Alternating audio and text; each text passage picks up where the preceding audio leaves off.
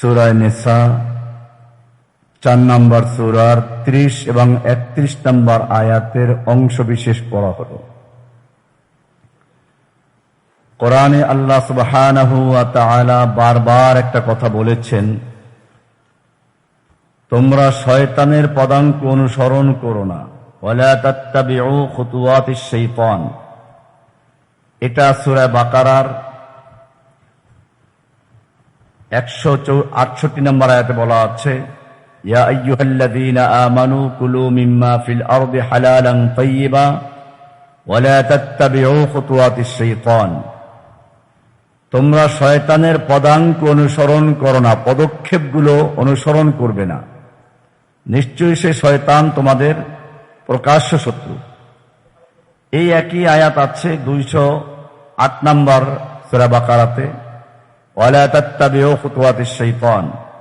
একই কথা বলা আছে সূরা আনআমের 142 নম্বর আয়াতে, সূরা নূরের 21 নম্বর আয়াতে, ওয়ালা তাত্তাবিউ খুতুওয়াতিশ শাইতান। খুতুওয়াতুন এক পায়ের থেকে আর এক পাও পর্যন্ত যে জায়গা, একে বলে খুতুয়া।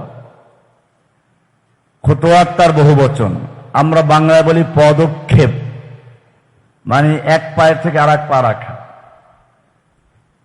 কারো পদচিহ্ন অনুসরণ করা। কাঁটাতার জঙ্গলে যখন কেউ চলে তখন দেখে যে আগের লোকটা কোন কোন জায়গায় পাও দিয়েছে, পরের লোকটা ওই জায়গায় পাও দেয়, কারণ সে মনে করে যদি ওখানে কাঁটা থাকতো তাহলে তো আগের লোকটার পায়ে ঢুকতো। এই যে কাঁটাদার জঙ্গলে সতর্কতার জন্য আগের লোকটার পায়ের চিহ্ন অনুসরণ করে চলা হয়, এটাকে বলা হয় ইত্তেবা। ইত্তেবা ও খুতুয়াত, পদাঙ্ক অনুসরণ করা। কোরআন আমাদের গুরুত্ব সহকারে বারবার বলছে, তোমরা শয়তানের পদাঙ্ক অনুসরণ করো না। শয়তানের কিছু কৌশল আছে, সে ছোট গুনাহগুলোর থেকে বাঁচানোর জন্য খুব গুরুত্ব দেয়। আপনি দেখবেন কিছু লোক, আমরা ছোট গুনাহগুলোর থেকেও বাঁচব, অবশ্যই এটা অবশ্যই গুরুত্ব আছে, কিন্তু দেখবেন ছোটগুলোর থেকে বাঁচার জন্য যতটা গুরুত্ব দেয়, বড় গুনাহগুলো ততটা বেশি লিপ্ত হয়। এটার কোনো গুরুত্বই নেই। এটা শয়তানের বড় একটা চালাকি, কারণ শয়তান জানে যদি বড় গুনাহগুলোর থেকে বেঁচে থাকে, ছোটগুলো এমনিই মাফ করে দিবে। এটা আমি তেলাওয়াত করেছি সূরা নিসার 31 নম্বর আয়াত থেকে, ইন তাজতানিবু কাবাইরা মা তুনহাউনা আনহু। তোমাদের যে সকল কাজ থেকে নিষেধ করা হয়েছে, নিষিদ্ধ কাজগুলোর বড় বড় নিষেধগুলো থেকে যদি তোমরা বেঁচে থাকো, নিরাপদ দূরে থাকবে। এই জিতনাব মানে আসলে নিরাপদ দূরে থাকা, খালি বেঁচে থাকা না। তাহলে কি হবে? নুকাফির আনকুম সাইয়্যাতিকুম, আমি তোমাদের গুনাহগুলোকে, অর্থাৎ ছোট ছোট গুনাহগুলোকে কাফফারা করে দেব, মিটিয়ে দিব। ওয়া নুদখিলকুম মুদখালান কারীমা, সম্মানজনক জায়গায় তোমাদেরকে সম্মানের সঙ্গে প্রবেশ করানো হবে। এই আয়াতের আগে অনেকগুলো কাবায়ের আলোচিত হয়েছে। যদি আপনারা এই সূরার একেবারে শুরুর দিক থেকে দেখেন, আল্লাহ সুবহানাহু ওয়া তাআলা এই অন্যায় হত্যার বিধান আলোচনা করেছেন, মিরাসের বিধান আলোচনা করেছেন। দেখবেন যে মাশাআল্লাহ তাহাজ্জুদেরও খেয়াল করে, ছোট ছোট গুনাহের থেকে অনেক সময় বাঁচার জন্য খুব গুরুত্ব দেয়। যখন বোনের হিস্সা দেওয়ার ব্যাপার আসে, তখন আর বোনের অংশ দেয় না। এই আয়াতগুলো আগে চলে গেছে সূরা নিসার 11 নম্বর আয়াতে। এরপরে বিভিন্ন ফাওয়াহিশের কথা আলোচনা হয়েছে। তো এরপরে গিয়ে আল্লাহ তাআলা বলছেন যে যদি তোমরা কাবায়ের থেকে বেঁচে থাকো, তোমাদের ছোট গুনাহগুলো আমি এমনিতেই মাফ করে দেব, কাফফারা করে দেব। নুকাফির, নুকাফিরের একটা তর্জমা হচ্ছে এরকম, আমল নামায় যদি মনে করেন খাতায় যদি কাটা দাগ থাকে, তো যে উত্তর যদি পরে সঠিকও লেখে, শিক্ষক দেখবে, ধরেন একটা ছাত্র উত্তর লিখলো, তার কোনো কাটা ছেঁড়া নাই, আর একজন ছাত্র সেও ঠিকই লিখেছে কিন্তু আগে একবার কাটা আছে, দুইজনে কি সমান নাম্বার পাবে? কেন? তখন শিক্ষক বুঝবে যে এই ছাত্রের সংশয় ছিল, নিশ্চিত না। আর আগেরটা সে নিশ্চিত লিখে গেছে। তো গুনাহের খাতায় যদি কাটা থাকে, কিয়ামতের মাঠে মানুষ লজ্জা পাবে। আল্লাহ সুবহানাহু ওয়া তাআলা চান যারা তওবা করে তাদের খাতায় যেন গুনাহের কাটা দাগও না থাকে, সেজন্য এটাকে মুছে ফেলেন। এখন প্রশ্ন হচ্ছে, মুছে ফেললে তো খালি জায়গা থাকে। আল্লাহ সুবহানাহু ওয়া তাআলা এজন্য আরেক জায়গায় বলেছেন, উলাইকা ইউবাদদিলুল্লাহু সাইয়্যাতিহিম হাসানাত। এমন কিছু বড় বড় নেক আমল আছে যে নেক আমলগুলো করলে পরে আপনার হাসানাত গুলো খালি মিটিয়ে দেওয়া হয় না, ওই জায়গায় নেক আমল দিয়ে পূর্ণ করে দেওয়া হয়। এই কারণে বড় বড় গুনাহের থেকে বাঁচতে হবে, বাঁচলে পরে তোমার ছোটগুলো ক্ষমা করে দেওয়া হবে। এই কথা বলার পরেই আল্লাহ সুবহানাহু ওয়া তাআলা একটা গুরুত্বপূর্ণ কথা বলেছেন, সেটা হচ্ছে এই কাবায়েরের একটা দরজা আছে, ঢোকার একটা পথ আছে। সেটা কি? ওয়ালা তাতামান্নাউ মা ফাদ্দালাল্লাহু বিহি বা'দাকুম আলা বা'দ। তোমরা তামান্না করো না। কিসের তামান্না? আলা মা ফাদ্দালাল্লাহু বিহি বা'দাকুম আলা বা'দ। তোমাদের একের অপরে আরেকজনকে যে আল্লাহ তাআলা ফজল দান করেছেন, প্রাধান্য দান করেছেন, এগুলো তুমি তামান্না করো না। একটা হচ্ছে এই যে অমুক ভাই এত বড় সুন্দর একটা কাজ করেছেন, আল্লাহ যদি আমাকেও এটা যোগ্যতা দিতেন, এটা নিষেধ না, এটা জায়েজ। আর একটা হচ্ছে ওই লোকটা এই কাজটা করলো, যদি এটা আমি করতাম, ও যদি গাধা হতো, ফেল করতো, এটা হাসাদ।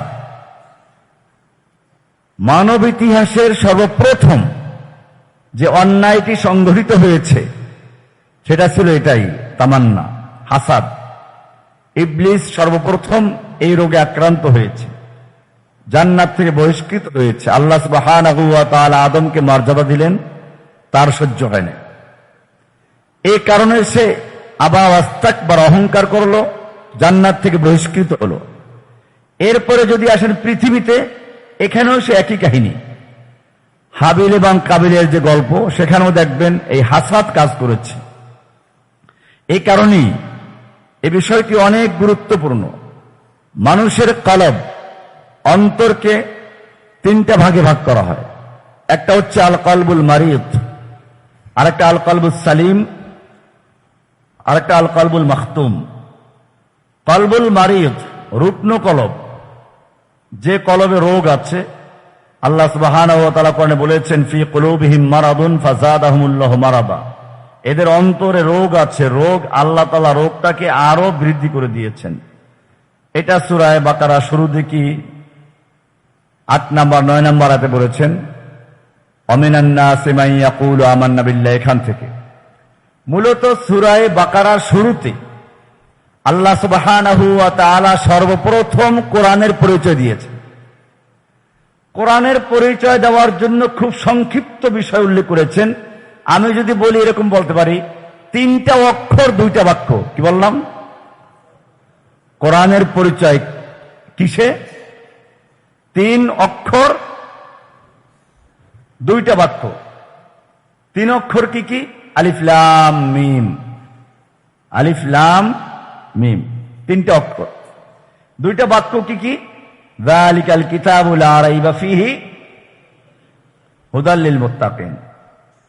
এটা কিতাবের পরিচয়। আমি এর ব্যাখ্যা দিয়ে যাচ্ছি না। এর পরের থেকে হলো মানুষের পরিচয়। কারণ আপনি যদি জিজ্ঞেস করেন কোরআনের আলোচ্য বিষয় কি, উত্তর কি? কোরআনের আলোচ্য বিষয় মানুষ। কোরআনের আলোচ্য বিষয় কি? মাওদু। আলোচ্য বিষয় কাকে বলে? মাওদুউ কুল্লি শাইইন মা ইউবহাসু ফীহি আন আওয়ারিদিহি যাতিয়্যা। আলোচ্য বিষয় বলা হয় যেই এলেমের ভিতরে, যেই বিদ্যার ভিতরে কোন জিনিসের আনুষঙ্গিক বিষয় নিয়ে আলোচনা করা হয়, ওটা হচ্ছে আলোচ্য বিষয়। ওই জিনিসটা, যেমন মনে করেন ডাক্তারি বিদ্যা, এর আলোচ্য বিষয় কি? ডাক্তারি পড়াশোনা করে যারা, চিকিৎসা বিদ্যা, এর আলোচ্য বিষয় কি? কি? মানুষের দেহ। কারণ মানুষের দেহের সঙ্গে যে সকল বিষয় যুক্ত হয়, আওয়ারেজ, রোগ ব্যাধি যা কিছু আসে, এই সব বিষয় নিয়ে আলোচনা করে ডাক্তাররা। তাহলে ডাক্তারি বিদ্যার আলোচ্য বিষয় কি? মানব দেহ। তাহলে কোরআন আলোচনা করে কি নিয়ে? মানুষকে নিয়ে। তাহলে কোরআনের আলোচ্য বিষয় হচ্ছে মানুষ। এটা কোরআনে বলা আছে, ইন্না আনজালনা ইলাইকুম কিতাবান ফিহি যিকরুকুম আফালা তাআকিলুন। আমি তোমাদের প্রতি একটা কিতাব নাজিল করেছি যার মধ্যে তোমাদের আলোচনা আছে। তোমাদের আলোচনা, তোমরা কি এটা বুঝো না? এই আয়াত শোনার পরে একজন আল্লাহওয়ালা উনি আশ্চর্য হয়ে গেলেন, আমাদের আলোচনা? তাতে আমিও আছি কোরআনে, আমি কোন জায়গায় আছি? উনি নিজেকে খুঁজতে শুরু করলেন যে আমি কোন জায়গাতে আছি। খুঁজতে খুঁজতে কোন জায়গায় দেখেন মুত্তাকিনদের আয়াত, উনি বলেন আমি তো মুত্তাকি ওই পর্যায়ের না। আস-সাবিকুনাল আউয়ালুন, অগ্রগামী যারা তারা অগ্রগামী, আমি তো ওটা না। আবার একদিকে পাওয়া যায় ফি কুলুবিহিম মারাদুন, আমি তো ওরকমও না। খতামাল্লাহু আলা কুলুবিহিম, এটা আমি না। আমি কোনটা? পেয়ে গেছেন কি? ওয়া আখারুনা আতারাফু বিযুনুবিহিম খালাতু আমালান সালিহান ওয়া আখারা সাইয়্যা। আর এক প্রকার মানুষ আছে এরকম, এতারাফু, তারা তাদের অন্যায়কে স্বীকার করে। আখারুনা আতারাফু বিযুনুবিহিম, তারা তাদের যুনুবকে, পাপকে স্বীকার করে যে আমি পাপ করি, অন্যায় করি, স্বীকার করে, তওবা করে। খালাতু আমালান সালিহা ওয়া আখারা সাইয়্যা, খালাতু আমালান সালিহা, নেক আমল করে আবার কিছু পাপও করে, একটা তালগোল পাকাই ফেলে। আল্লাহ বলছেন আসাল্লাহু আইয়া, আয়াতটা কি? আল্লাহ তাআলা আশা করা যে আল্লাহ ওদের ক্ষমা করে দিবেন। এই আয়াত পাওয়ার পরে খুশি, এই পেয়ে গেছি, আমাকে পেয়ে গেছি, এই লোকটাই আমি, এই লোকটাই আমি। যে আল্লাহ যাদের সম্পর্কে বলেছেন, তো এখানে পরিষ্কার হয়ে গেল। হ্যাঁ, এটা সূরা তাওবার 102 নম্বর আয়াত। ওয়া আখারুনা আতারাফু বিযুনুবিহিম খালাতু আমালান সালিহান ওয়া আখারা সাইয়্যা। কিছু লোক আছে এরকম যারা ইতারাফু বিযুনুবিহিম, নিজের গুনাহগুলোকে স্বীকার করে, আমি পাপ করি। খালাতু আমালান সালিহা ওয়া আখারা সাইয়্যা, নেক আমল আর কিছু পাপ দিয়ে নিজেকে তালগোল পাকাই ফেলেছে। আসাল্লাহু আন ইয়াতুবা আলাইহিম, আশা করা যে আল্লাহ তাআলা এদের ক্ষমা করবেন। ইন্নাল্লাহা গফুরুর রহিম। এই আয়াত পাওয়ার পর উনি খুব খুশি হয়ে গেলেন, বাহ, আমি নিজেকে পেয়ে গেছি, এইটাই আমি। তো এখানে বোঝা যায় যে কোরআনের আলোচ্য বিষয় হচ্ছে কি? মানুষ। এই কারণে শুরুতে আল্লাহ সুবহানাহু ওয়া তাআলা মানুষকে 3 ভাগে ভাগ করেছেন। প্রথম ভাগ হচ্ছে মুত্তাকিন। এই মুত্তাকিনদের পরিচয় দিয়েছেন 5টা আয়াতে। এরপরে সম্পূর্ণ বিপরীত, যারা মুখেও স্বীকার করে না, অন্তর বিশ্বাস করে না, কাফের, এদের জন্য 2টা আয়াত। ইন্নাল্লাযীনা কাফারু থেকে খতামাল্লাহু আলা কুলুবিহিম শেষ করেছেন, এই 2টা আয়াত। এরপরে গিয়ে আল্লাহ সুবহানাহু ওয়া তাআলা আলোচনা করছেন 8 নম্বর আয়াত থেকে এমন একদল মানুষ সম্পর্কে যারা উপরে মুমিন, ভিতরে কাফের।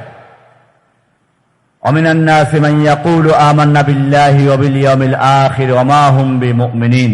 মানুষের মধ্যে একদল মানুষ এরকম আছে যারা মুখে বলে আমরা ঈমান এনেছি, আল্লাহর উপরে ঈমান এনেছি, পরকালে। আল্লাহ বলছেন ওয়া মা হুম বিমুমিনিন, এরা মুমিন নয়। এরা কি তাহলে? এরাই মুনাফিক। এদের আলোচনা করতে গিয়ে শুরুতেই বলেছেন ফি কুলুবিহিম মারাদুন, এদের অন্তরে রোগ আছে, রোগ। ফাযাদাহুমুল্লাহু মারাদা, আল্লাহ এদের রোগকে বৃদ্ধি করে দেন, রোগ বৃদ্ধি করেন। এখন রোগ বৃদ্ধি করেন কেন? কোরআনে তার উত্তর দেওয়া আছে। ওয়ামা যালামাহুমুল্লাহু ওয়ালাকিন কানু আনফুসাহুম, আল্লাহ তাদের উপরে জুলুম করেন না, বরং তারা নিজেদের উপরে জুলুম করে আল্লাহ তার বদলা দেন। কোরআনে আরো স্পষ্ট করে বলা হয়েছে ফালাম্মা যাগু আযাগাল্লাহু কুলুবাহুম, যখন তারা বক্র পথ গ্রহণ করেছে, বাঁকা পথে চলতে চেয়েছে, আল্লাহ তারা বাঁকা পথ তাদের জন্য সাজিয়ে দিয়েছেন। আযাগাল্লাহু কুলুবাহুম, আল্লাহ তাদের অন্তরকে বাঁকা করে দিয়েছে। এখানে পরিষ্কার হয়ে যায় যে মানুষের যে অন্তরকে আমরা 3টা ভাগে ভাগ করছি। একটা হচ্ছে আল কলবুল সালিম, ইল্লা মান আতাল্লাহ বিকলবিন সালিম, করে স্পষ্ট আয়াত আছে। আল্লাহ সুবহানাহু ওয়া তাআলা বলেছেন যে যারা আল্লাহর কাছে কলবে সালিম নিয়ে আগমন করবে তাদের জন্য আল্লাহ তাআলা পুরস্কার রেখেছেন। একটা হচ্ছে কলবে সালিম, আর একটা হচ্ছে আল কলবুল মারিদ, রোগাক্রান্ত কলব, আর একটা হচ্ছে আল কলবুল মাখতুম, খতামাল্লাহু আলা কুলুবিহিম। এটা এক পর্যায়ে হয় না, এটা ওই যে ফালাম্মা যাগু আযাগাল্লাহু কুলুবাহুম, যখন বক্রপথে চলতে চায়, সোজা পথে চলতে চায় না, সোজা পথে স্পষ্ট করার পরও চলতে চায় না, এক পর্যায়ে তাদের অন্তর মোহর লাগানো হয়। আপনি দেখবেন আপনার প্রথম জীবনে আপনি যখন পাপ করতেন, গুনাহ করতেন, কত কষ্ট লাগতো, মনের ভিতরে খুব আক্ষেপ আসতো, আরে আমাদের কাজটা হয়ে গেছে। এরপরে দেখবেন কিছু লোক আছে এরকম, গুনাহ করতে করতে পরে আর আক্ষেপটা থাকে না, এখন সে আস্তে আস্তে কলবে মাখতুমের দিকে চলে যাচ্ছে।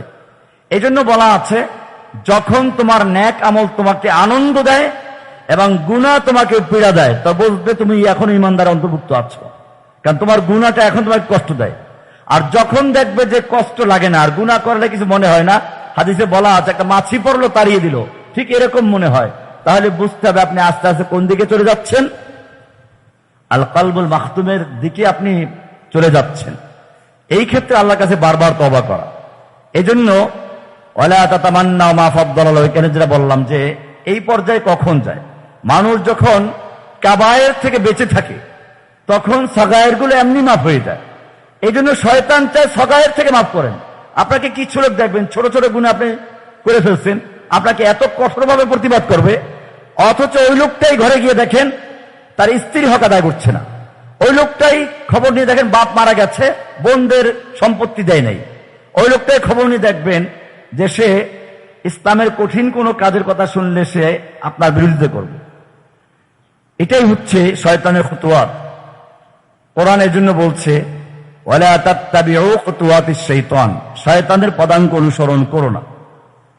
আল্লাহ সুবহানাহু ওয়া তাআলা এখানে যে বিষয়গুলো দেখেন, তারপরেই দেখেন কি বলল, লিররিজালি নাসিবুম মিম্মা ইকতাসাবু ওয়া লিন-নিসাই নাসিবুম মিম্মা ইকতাসাবনা। এখান থেকে সামনে গিয়ে আল্লাহ আয়াতগুলোতে আল্লাহ বলছেন লিকুল্লিন জাআলনা মাওয়ালিয়া মিম্মা তারাকাল ওয়ালিদান, এই কথা আছে, আর রিজালু কাওয়ামুনা আলান নিসা, এই কথা আছে। এরপরে মহিলাদের সাথে কি আচরণ করতে হবে সেগুলো আছে, এরপরে শিরিক না করার কথা উল্লেখ করা আছে, এরপরে কৃপণতা, বখিলি, এগুলোর বিরুদ্ধে কথা আছে, এইভাবে জুলুমের বিরুদ্ধে কথা বলা আছে। পরবর্তী আয়াতগুলো দেখতে দেখবেন জিনা দ্বারের কাছে যেও না, সালাত মদ খাওয়ার পরে সালার কাছে যেও না, এই আয়াতগুলো বিশেষভাবে উল্লেখ করা হয়েছে। তার মানে হচ্ছে আল্লাহ সুবহানাহু ওয়া তাআলা আমাদেরকে এমন কিছু বিষয়ে উল্লেখ করেছেন যে যাতে করে আমরা শয়তানের যে খুতুওয়াত, শয়তানের পদাঙ্ক আছে, এটা অনুসরণ না করি। মানুষ যখন প্রথম গুনাহ করে তখন নফসের থেকে বাধা আসে, এটাকে বলা হয় নফসে লাওয়ামা। প্রথম হলো ইন্নান নাফসা লাআম্মারাতুম বিসসু, নফসে আম্মারা। নফসে আম্মারা কি? নফসে আম্মারা হচ্ছে মানুষকে গুনাহের জন্য যে উদ্বুদ্ধ করে, এটাকে বলা হয় নফসে আম্মারা। নফসে আম্মারা যখন গুনাহের জন্য উৎসাহিত করে, সঙ্গে সঙ্গে দেখবেন ভিতর থেকে একটা প্রতিবাদ আসে, এটার নাম হচ্ছে নফসে লাওয়ামা। নফসে লাওয়ামা হচ্ছে মালামত করা, তিরস্কার করা। যখনই কোনো ব্যক্তি কোনো গুনাহের কাজ করতে চায়, ভিতর থেকে বাধা আসে, এই বাধাটা যে দেয় সে হচ্ছে নফসে লাওয়ামা। এইখানে যুদ্ধ চলে, যুদ্ধ চলতে চলতে যদি এখানে নফসে আম্মারা বিজয় লাভ করে, তাহলে সে আপনার ভিতরের একটা শত্রু আছে, একটা বন্ধু আছে। ভিতরের শত্রু হচ্ছে ফেরেশতা, মানে শয়তান, আর ভিতরের বন্ধু হচ্ছে ফেরেশতা। এই ভিতরের বন্ধুটাই হচ্ছে নফসে লাওয়ামা, যে আপনাকে গুনাহ করলেই তিরস্কার করে, বাধা দেয়। এইখানে নফসে আম্মারা আর নফসে লাওয়ামার দ্বন্দ্ব হচ্ছে। এইখানে যদি নফসে আম্মারা বিজয় লাভ করে, তখন সে তার বন্ধু বাহিরের যে শয়তান তাকে দাওয়াত দেয়, আসো জায়গা পেয়ে গেছে, তখন তার অন্তরটা শয়তানের দখলে চলে যায়। আর যদি এখানে নফসে লাওয়ামা বিজয়ী হয়, তখন সে নফসটা হয়ে যায় নফসে মুতমাইন্না, স্থির হয়ে যায়, তখন সে গুনাহ করে না। এটা কি বলে কলবে মুতমাইন্না? মূলত কলব অর্থ হচ্ছে পার্শ্ব পরিবর্তন করা। কলব অর্থ কি? কলব মানে কি? পার্শ্ব পরিবর্তন করা। কলবকে কলব এজন্য বলা হয় সে বারবার পার্শ্ব পরিবর্তন করে। কোরআনের একটা আয়াত খুবই তাৎপর্যপূর্ণ। আল্লাহ বলছেন আলা বিযিক্রিল্লাহি তাতমাইন্নুল কুলুব, জেনে রাখো আল্লাহর জিকিরের মাধ্যমে কলব তাতমাইন্নু হয়, স্থির হয়। তাহলে কলব মানে হচ্ছে পার্শ্ব পরিবর্তন করা। আপনি দেখবেন আমরা যখন প্রথমে শিশু ছিলাম, তখন আমাদের কলবের সম্পর্ক সবচেয়ে বেশি ছিল কার সাথে? মায়ের সঙ্গে। এরপরে যখন একটু বড় হয়ে গেলাম তখন মাকে ছুটি দিল কলব। এখন আমার সবচেয়ে বড় সম্পর্ক কার সাথে? খেলার বন্ধুদের সাথে, গ্রামের মেঠো ছেলেদের সাথে। এরপরে যখন স্কুলে যাওয়া শুরু করলেন ওরা বাদ হয়ে গেছে। এখন স্কুলের বন্ধু বান্ধবরাই হচ্ছে আপনার কলবের সবচেয়ে আপন লোক। কলব ওখানেও পল্টি নিয়েছে, পল্টিবাজ। কলব মানেই পল্টিবাজ। এরপরে যখন আরো বড় হয়ে গেলেন, লেখাপড়া শেষ করলেন, চাকরি করতে গেলেন, তখন আপনার ওই স্কুল কলেজের ছাত্ররাও ওদের থেকে পল্টি নিয়েছে। এখন আপনার কলিগরা হচ্ছে আপন, আর বিয়ে করলে সব শেষ। এখন আপনার সবচেয়ে আপন হচ্ছে স্ত্রী। এখন আপনার কলবের সম্পর্কের সাথে স্ত্রীর সাথে। স্ত্রীও কয়েকদিন পর বাচ্চা হলো, তখন আপনার কলবের সম্পর্ক বাচ্চার সাথে। এখন বাচ্চার জন্য স্ত্রীকে পিটায়। এরপরে কয়েকদিন পরে বাচ্চা বড় হয়ে গেছে, এখন স্কুলে কলেজে যাচ্ছে। এখন সম্পর্ক কি? ওই বাচ্চা বিয়ে করলো, তারপরে বাচ্চার নাতি হলো, এখন আপনি হলেন দাদা, আপনার কাজ হচ্ছে নাতি পালা। আপনার কলবের সম্পর্কের সাথে নাতির সাথে। নাতিও বড় হয়ে গেছে, স্কুলে যায়, এখন আর দাদার সাথে তার সময় দেওয়ার সুযোগ নেই। তখন আপনার কলব যাবে কার সাথে? তখন আপনি বিছানায় পড়ে গেছেন, এখন আর আপনার সাথে কারো সম্পর্ক সময় দেওয়ার সুযোগ নেই। তখন পুরা চিন্তা করে এই যে বারবার পার্শ্ব পরিবর্তন করতে করতে করতে করতে বিছনায় পড়ে গেছে, শুয়ে চিন্তা করে আল্লাহ ছাড়া আপন কেউ নাই। এখন শুয়ে আল্লাহকে চিন্তা করে, এই হচ্ছে আলা, সাবধান। আলা মানে কি? সাবধান। বিযিক্রিল্লাহ, আল্লাহর জিকিরের মাধ্যমে তাতমাইন্নু, স্থির হয়, আল কুলুব, পার্শ্ব পরিবর্তনকারী কলব। তাহলে পার্শ্ব পরিবর্তনকারী মানে পোল্টিবাজ। পোল্টিবাজ কলব স্থির হয় কোথায় গিয়ে? আল্লাহর জিকিরে। তার এক সময় গিয়ে স্থির হবে। এজন্য আল্লাহ বলছেন আলা, সাবধান, এখন থেকেই তোমার তলবটাকে স্থির করো কার সাথে? এইভাবে যারা স্থির করবে আল্লাহ এদেরকে ডাক দেবেন, ইয়া আইয়াতুহান নাফসুল মুতমাইন্না, ইয়া আইয়াতুহান নাফসুল মুতমাইন্না। কিয়ামতের মাঠে এলান হবে, ঘোষণা হবে, ওহে নাফসে মুতমাইন্নার অধিকারীরা। হ্যাঁ, কিছু লোক ঘুমাচ্ছে মনে হয়, আমরা একটু তাকবীর দিতে পারি, আল্লাহু আকবার। সময়টা তো ঘুমের সময়, আসলে খাওয়ার পরে কাজের সময়, তো একটু ঘুমাচ্ছিল কিছু লোক। তো কি হলো? আল্লাহ সুবহানাহু ওয়া তাআলা ডাক দিবেন, কি বলে? ইয়া আইয়াতুহান নাফসুল মুতমাইন্না, মানে কি? ওহে স্থির কলবের অধিকারী যারা, তারা আসো। ফাদখুলি ফি ইবাদি, সোজা কথা, আমার বান্দার মধ্যে দাখিল হয়ে যাও। ওয়াদখুলি জান্নাতি, এবং জান্নাতে ঢুকে যাও। কয়টা কথা হলো? এজন্য কোরআন হাদিসের যত বলেন নির্যাস, দুই শব্দ। কয় শব্দ? কয় শব্দ? 3 অক্ষরের 2টো শব্দ। 3 অক্ষরের, একটা হচ্ছে আব্দ, একটা রব। একটা কি? অর্থাৎ আমাদের কাজ হচ্ছে আব্দ হওয়া। কার আব্দ? রবের আব্দ। আমাদের রবকে, আমরা কি তার আব্দ। এই নিজেকে আব্দ বানানো, এটাই হচ্ছে মানুষের সবচেয়ে বড় পরিচয়। আমরা কার গোলাম? বাস ইয়াকা না'বুদু সেটাই বলি। এই পর্যায়ে যারা আল্লাহর আব্দিয়াতের মধ্যে শামিল হয়ে যায়, স্থির হয়ে যায়, সে হলো আল কলবুল মুতমাইন্নার অধিকারী। তাহলে আমি আজকে আলোচনা করলাম আসলে একটা ভিন্ন বিষয় নিয়ে। আমাদের যে কলবে মারিদ, রোগাক্রান্ত কলব, এই রোগাক্রান্ত কলবের সংশোধন কেমনে হবে? সেটার জন্য প্রথম কাজ হচ্ছে আমাদের পরীক্ষা করতে হবে। ধরুন আপনার ছেলেও পরীক্ষা দিল, আপনার বন্ধুর ছেলেও পরীক্ষা দিল। আপনার বন্ধুর ছেলে একেবারে ফার্স্ট হলো, আপনার ছেলে ফেল করার দিক দিয়ে ফার্স্ট হলো। এখন যদি আপনার মনের মধ্যে এই ব্যথা আসে, আমার ছেলে যদি ওই পর্যায়ে যেত, ওটা ফেল করতো, তাহলে বুঝতে আপনার মধ্যে হাসাদ আছে। কি আছে? এই রোগটা আমাদের দূর করতে হবে। এই হাসাদের কারণে আমাদের যত সংগঠন ভেঙে যায়, একজন সংগঠনের মধ্যে একটু বড় হয়ে যায়, তাহলে কি হয়ে যায়? আরেকজনের হিংসা লাগে। এই জন্য আপনারা যারা দিনের কাজ করতে যাচ্ছেন, আজকের একটা নসিহত খালি, সেটা হচ্ছে কোনটা? এই সূরা নিসার কয় নম্বর আয়াত বললাম? 32 নম্বর আয়াত। ওয়ালা তাতামান্নাউ মা ফাদ্দালাল্লাহু বিহি বা'দাকুম আলা বা'দ। আল্লাহ তাআলা আমাদের মধ্যে কারো মেধা বেশি দিয়েছেন, কারো মেধা কম দিয়েছেন, কাউকে সুন্দর করেছেন, কারো সুন্দর কম করেছেন, কারো যোগ্যতা বেশি, কারো যোগ্যতা কম। এক্ষেত্রে যদি আমরা হাসাদ করি, হাসাদটা দেয় কার বিরুদ্ধে? কারণ এই নিয়ামতগুলো দিয়েছেন কে? তাহলে আপনি ওই লোকটার উপরে হাসাদ করা মানে কার বিরুদ্ধে হাসাদ করা? এটা কি আমরা চিন্তা করেছি কখনো? এই জন্য আল্লাহ বলেছেন ওয়ালা তাতামান্না মা ফাদ্দালাল্লাহু বিহি বা'দাকুম আলা বা'দ। আর এটা অন্তর রোগ, আত্মার রোগ। এই জন্য আমি বলছি আত্মা তিন রকম, কালবে সালিম, কালবে মারিদ, কালবে মাখতুম। আর এইখান থেকেই শুরু হয় গিয়া নফসে আম্মারা, নফসে লাওয়ামা, নফসে মুতমাইন্নার দ্বন্দ্ব। আর নফসে মুতমাইন্না কিসের মধ্যে হবে? আল্লাহ বলছেন আলা বিযিক্রিল্লাহি, সব কাজের ক্ষেত্রে আল্লাহকে স্মরণ করা, সব কাজের ক্ষেত্রে আল্লাহকে স্মরণ করা। তাহলে আল্লাহর জিকিরের মাধ্যমে স্থির হয় পার্শ্ব পরিবর্তনকারী কলব। পরিষ্কার হয়ে গেছে বিষয়টা? আল্লাহ সুবহানাহু ওয়া তাআলা আমাদের সকলকে সব রকমের আত্মার রোগ থেকে পরিষ্কার পরিচ্ছন্ন করে আমাদেরকে ইখওয়ান, ভাই ভাই হয়ে থাকার তৌফিক দান করুন, আমিন।